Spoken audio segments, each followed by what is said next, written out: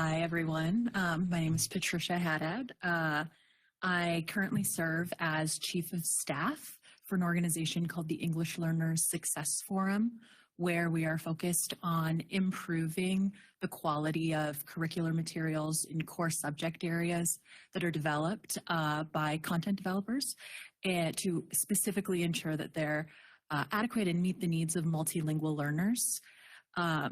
Prior to that, I served as Chief of Staff and Interim Director of Policy for Opportunity 180, where my work was really focused on working directly with community members, families, decision makers, and folks that are in the education landscape at large to ensure that the conditions conditions were created to provide for high quality schools to exist in Nevada. And that, spanned work with the legislature. I have come before you all in the past to discuss quality and access, and specifically with the focus on ensuring that kids of the greatest need in our communities, kids that have traditionally been underserved, are Black and Brown students, are students from low-income backgrounds, have access to high-quality schools in their neighborhood that are meeting their needs specifically. And this has also been a personal charge of mine throughout not just my professional career, but through my personal and volunteer life as well. I also serve as board president for the Parent Leadership Team of Nevada, who is currently spinning off to be their own 501c3. And the work there is really focused on families whose primary language is not English, and supporting them to be active, engaged, and their child's first advocate really at their school. And in addition to that, I focus on some community engagement work with Nevadans for the Common Good. Just community development across the board, looking at access to affordable housing, access to food and food insecurity, and really getting a strong understanding of how all of these pieces, education, housing, the social safety net, work together to support the families and the students in our community. I also serve on the board of the Community Development Recommending Board for the City of Las Vegas, where we make determinations about the community development block grant funds, specifically those going into education areas, senior citizen services, homeless youth as well, and have the opportunity to learn a lot about what's happening in the community through there. I also have a background in research as a former research associate for the Nevada Institute for Children's Research and Policy, where my work was focused on childhood brain development, trauma, and the impact of trauma on children as they grow and as they develop. I have a bachelor's degree in sociology and a master's degree in special education for children with emotional behavioral disorders, that all coming from a lens and through a lens of systemic inequities, and ultimately what are the buttons we can push, what are the levers that we can pull to create widespread change for many students, and specifically, again, the students that need those additional supports. On a personal note, I myself am a first-generation American, from the Middle East, and I will just pause on that for a moment and note very, very, very respectfully that in this board's application, I selected other because there were limited options in what I was able to select as my racial and ethnic background, and there wasn't an opportunity to specify or fill in, what that background is. And so I wanted to state on the record that I'm Middle Eastern, my family's from Jordan. And so that is a perspective that I bring to each moment as well in my life. Also the first in my family to graduate from college, and first in my family to attend grad school. And, ultimately I think all of that and all, that's my resume, I guess. But, what I recognize through all of that work is that the SPCSA, specifically, and why I'm here with you guys today, plays an incredibly critical role in the overall education landscape in Nevada. They serve so many students through charter schools. And this balance between the opportunity and the availability of and the access to innovative schools, right, that can meet the specific needs of the students and the communities that they intend to serve, because they go directly into those communities and ask if they're doing it right. What is it that you need? And can build their school model around that. That balanced with the board's role of accountability and ensuring that performance continues to be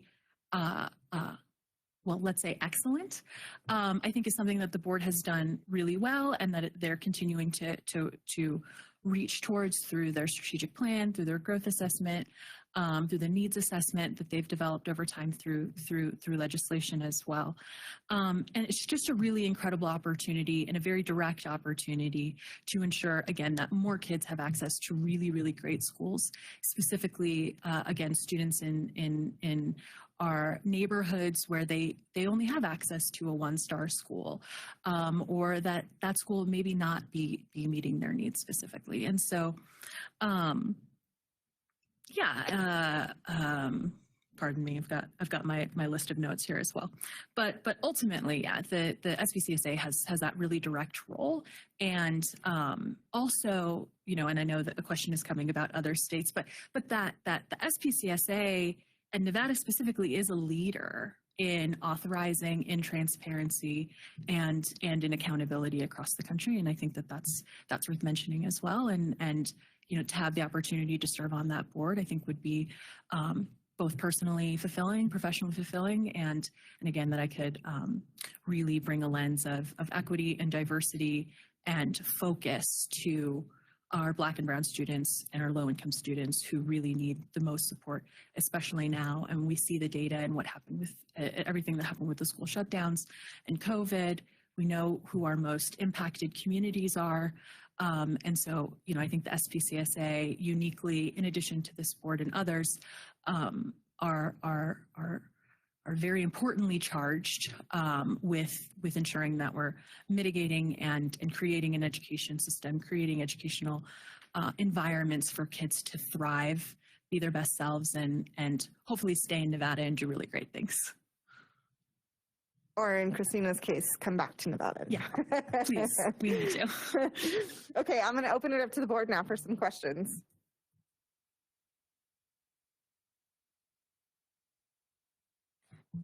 I'll start with Member Newbern this time. Member Newbern. Hi, Patricia. I guess when I look at our charter school program, I mean, it's really the flagship choice program in the state. But when I look at the student makeup and I look at where the schools are, I don't necessarily get the sense that the kids that need a choice the most are the ones that are getting the choice. So you touched on this a little bit, but could you drill down? I mean, what would you do on the charter board to try to get more of the kids that need a choice, the choice? Yeah, definitely. So I think formally, the SPCSA has developed their needs assessment, right? The geographical one that looks at where are the areas of greatest need and can make determinations as far as what schools to approve, whether it's adequate, and whether it meets the sort of overall needs of the state and students specifically. I will say that in my work, in my professional work as well as in my advocacy, I worked with a number of schools that opened or were looking to apply in the urban core of Southern Nevada, specifically and these are specifically leaders, education leaders, school leaders who are single-mindedly focused on diversity in their student body and ensuring that they are serving Black and Brown students specifically. And I think that there certainly is much to be worked on as far as getting the overall data and overall sort of demographic makeup of the schools across the state authorized by the SPCSA to get to parity with our overall demographics in the state, and that that students that are in public schools. And so, I mean, we have to be single-mindedly focused on that. I think, there have been some moments over the past year, over the past couple of years, where the authority, again, respectfully, has approved schools that were outside of that plan.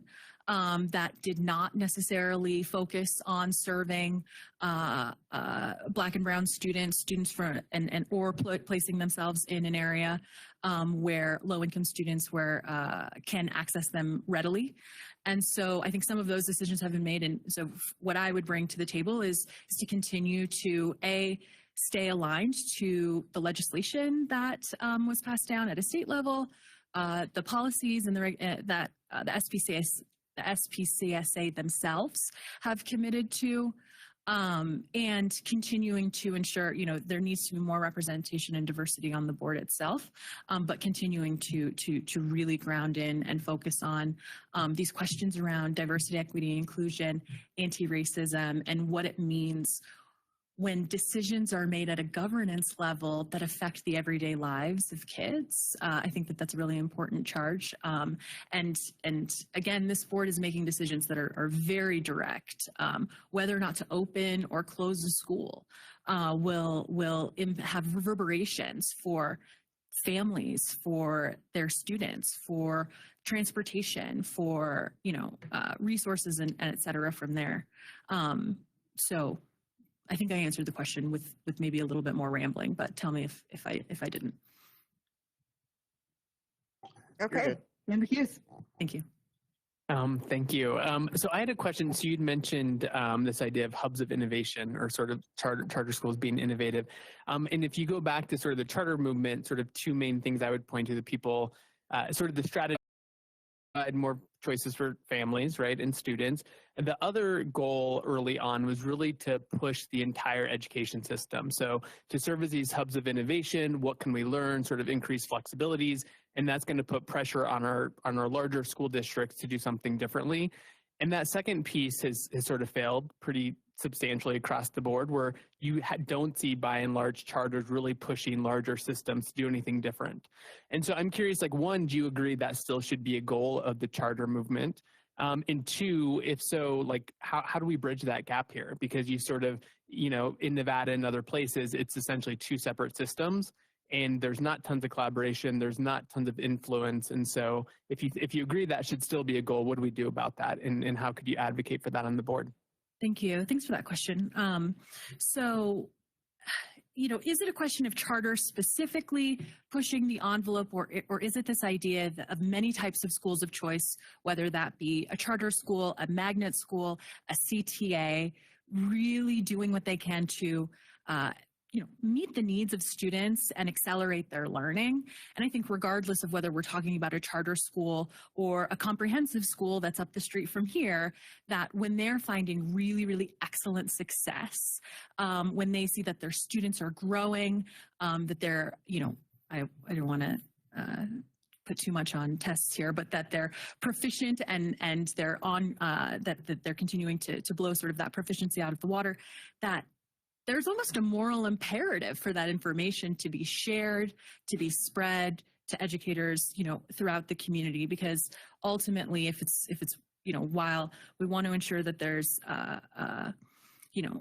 targeted and unique supports for certain communities, but that there are things to be learned from that are almost always going to be let me say that can be generalizable for other schools, for other school communities, and for the system at large. So yeah, I do think that it should still be a goal. I think, initially there was a lot of, it was like market language, right? Of like competition, and, we can run these other schools out if we, we'll get the bad schools out of here, if we can get these charters in here that are doing great things. And I think that's sort of the wrong lens to take, right? The question is really, how can we create educational environments, learn from the great things that are being done, and then ultimately ensure that that gets spread to other schools. In order to do that, to the second piece of your question, bridging the gap, I would very much look to all of you as the State Board of Education. I would very much look to the department as well. While the State Public Charter School Authority operates separately, there is still that very unique connection. And with the Department of Education being over all public schools, there are opportunities, and I know that that does occur in many instances. There are opportunities to bring folks together, to learn from each other, to learn together, and to elevate what those best practices look like. Yeah.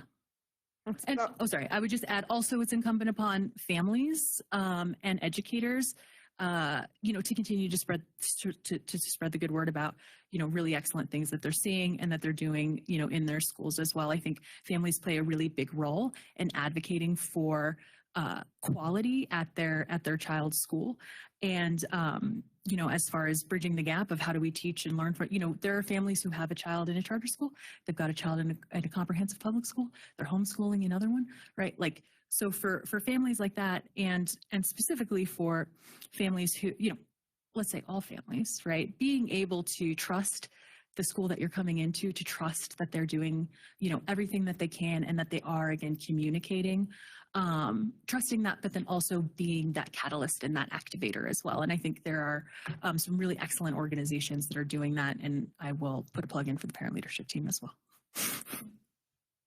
Great. Thank you so much. Any other questions from the board? Oh, yes. One more quick question. So you'd mentioned your work at the English Learner Success Forum. I'm curious, as you think about the work of that organization, how would that inform sort of what you might bring as an additional skill set, or sort of how would that interplay with the Public Charter School Authority? Yeah, thank you for that question. So I think there are two components. There's a sort of educational content component, which is getting a sort of new perspective on the national landscape, specifically of how and where students that are multilingual learners are being supported best, and being able to sort of dive into that and learn from it. And also looking at, in that work, looking at adoption criteria for curriculum, just sort of getting into the weeds. I will say a little bit more with curriculum than I've ever been before, specifically on a content side. And again, being able to have that national perspective. I will say on sort of more of an operational side, this is the organization that I work for is currently spinning off from fiscal sponsorship, which requires lots of depth of knowledge around, operations, finance, resources, staffing, viability overall, right, as an entity, as a business, as an organization. And that is not dissimilar from what is necessary for a charter school to launch and to open. They need to have all of those necessary components in place as well. And so I would say that that experience and sort of understanding what it takes, the grit, and then also sort of what does it not look like to meet the bar, right? To not have the necessary things in place, to not necessarily have that point of viability, to be able to be successful in the future. I think that I have a unique perspective to be able to engage in that conversation with prospective schools and school leaders. Yeah, thank you. Great question, Member Hughes. Okay, thank you. Thank you.